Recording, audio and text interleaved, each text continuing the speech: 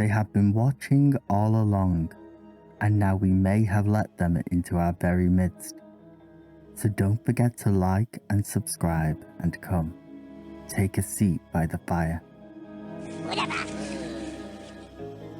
We have covered somewhat in the past our best theories and explanations as to the very nature and reasons for the existence of the void and the old gods, from their place in the cosmology to their motivations.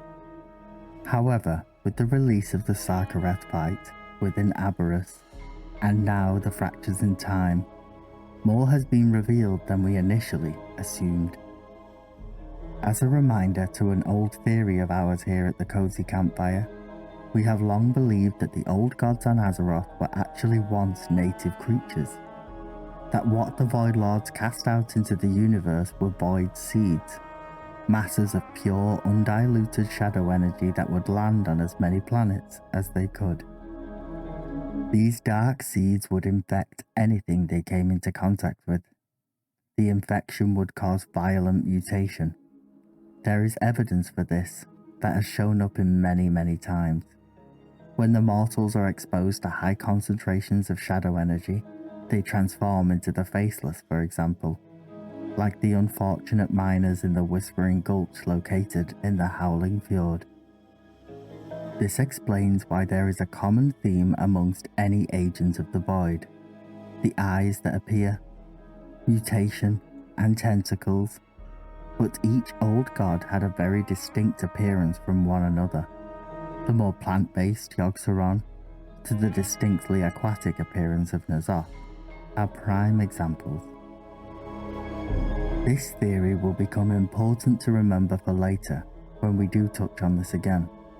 Now, as for the sentience of the old gods that they clearly possess, that too there is evidence that it would come from the magic itself. Magic, in sufficient quantities, has repeatedly shown signs of forming its own intelligence. The withered Nightborn, even in the state of undeath, show signs of basic intelligence, and could be reasoned with. With that basic explanation, we can move on to the discovery within Aberrus itself, the actual chamber where we fight Sarkareth. It appears not to be in the plane of shadow. Instead, it exists in a sort of space in between places, a limbo for a lack of a better word. Within the space between spaces, we do clearly see the entrance into our reality on Azeroth, as well as to the plane of shadow. What is immediately striking when glimpsing into the Void Realm is that it is almost as if peering into a mirror, a shadowed reflection of our physical reality, if you will.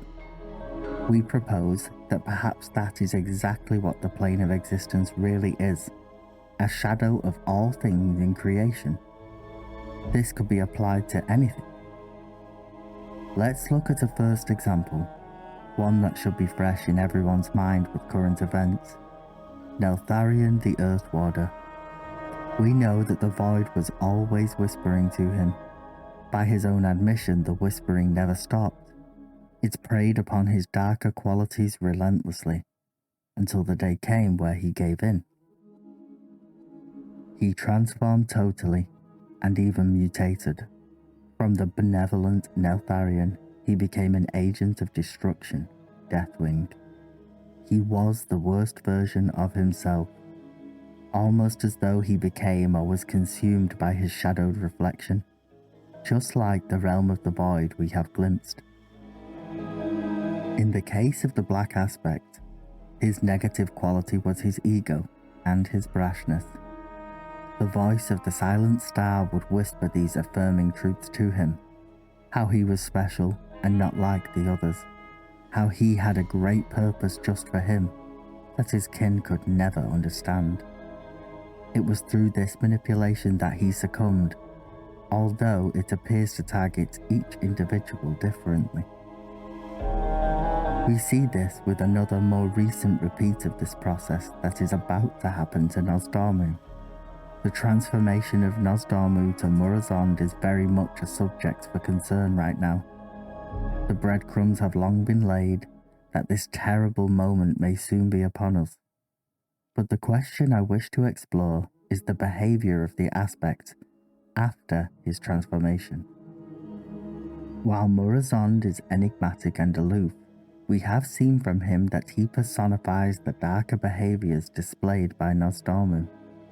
For example, the lack of reverence for life, and seeing the plight of mortals or life in general as below the interest of him and his kin, a kind of detachment.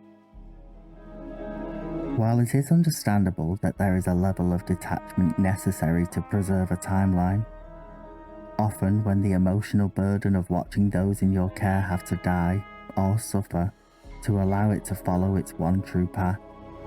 But this appears at times to go too far, like the War of the Shifting Sands, when the Bronze Flight only stepped in once their home became threatened, or only coming to the aid of his queen Alexstrasza during her imprisonment at the hands of the demon soul, only after much persuasion from his heir. Murozond, then, does not care at all for the life of others, twisting and bending time to him and his void's dark designs with no care for the cost. But his intentions are not destructive. From his perspective, he is trying to avert a far worse fate, but he will no longer be dissuaded by the consequences of his timeline manipulations. Again, Sarkareth displays the same tendencies. He embraces the power of the void. It takes the worst parts of himself, his desire to prove himself the worthy successor to a legacy of destruction, to no longer serve, but to claim what he saw in his arrogance as his rightful place. So with all of this evidence mounting, that the void realm is a shadowed reflection of our own reality, that to embrace its power is to give in to the worst parts of ourselves and eventually be consumed by them, what could this tell us about the future of the story going forward? Before we explore that question, this theory does explain something that has long been puzzling about the Void Lords. We have been told in the past when we encountered Dimensius the All-Devouring that the Void Lords themselves could not gain purchase within our reality, that despite their immense power, they were weak here. If they come from a realm of shadow that is cast by our own, this mirror world, then what happens when you bring a shadow into the light? It would fade away. Now, of course, we have not brought it into the light completely. Reality exists on a plane between the shadow and the light, but it does make that fact make a lot more sense. The shadow was looking to increase its sphere of influence over reality. It would have to go about this through alternative means. The first would likely be suggestion, corrupting the denizens of the prime world to become complicit to your way of thinking, causing them to willingly allow themselves to be changed by its power, and thus creating a dependency on said power. Or the forceful introduction of shadow magic to an individual, through flooding them and overwhelming their senses with the sheer raw power of the void.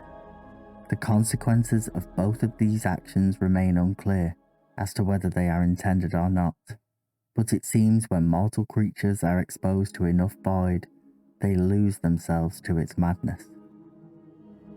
Although it can be argued that all magic has this addictive, intoxicating quality about it, as Azeroth's history is nothing if not replete with the dangers of magical abuse and obsession, from the Night Elves and the Arcane, to the Blood Trolls, and even the devout followers of the light on alternative Draenor. While less relevant to this subject of discussion, it is worth mentioning that perhaps the Void Lords are pursuing multiple methods. Within Ny'alotha, there is a lot of evidence that N'Zoth was attempting to create the perfect body, with Il'gynoth being the first successful patient. That perhaps these bodies could have served as vessels for future Void Lord encroachment. We have seen through the shattered glass in the final chamber, where Sarkareth is, that the Void Lords appear to be watching from their side of the mirror. They know full well what has happened. We have shown them that there is an entryway uncovered once more, but they do not attempt to interfere, which to me says they have other plans already in motion. An intriguing twist on this theory, if followed to its logical conclusion. If these masses of shadow magic were the original source of corruption, then this would in turn make the old gods themselves a victim of that selfsame corruption. Of course, as any sane criminal justice system across the world would tell you, this does not absolve them of any crimes committed after the fact, but it is interesting nonetheless. Perhaps this is one way to make an agent of the void more redeemable, that perhaps seeing them as the original victims will allow us to empathize just enough to ally with them against a greater threat in the future. Some food for thought. The old gods are compelling because they are unknowable. Over the years we have peeled back the layers one by one to reveal much about them, but the Void Lords we still know barely nothing about. We here at the Campfire are still convinced this expansion is leading up to a final old god threat at its epic conclusion. But Azeroth has forgotten its true history, and those who forget such things are doomed to repeat them. This expansion has seen the cycle come full circle with the aspects. What they need now is a way to break the wheel and free themselves from their true puppet masters before they play their final hand. I'd just like to say thank you to everyone for all the support. Oh, and don't forget to come back anytime.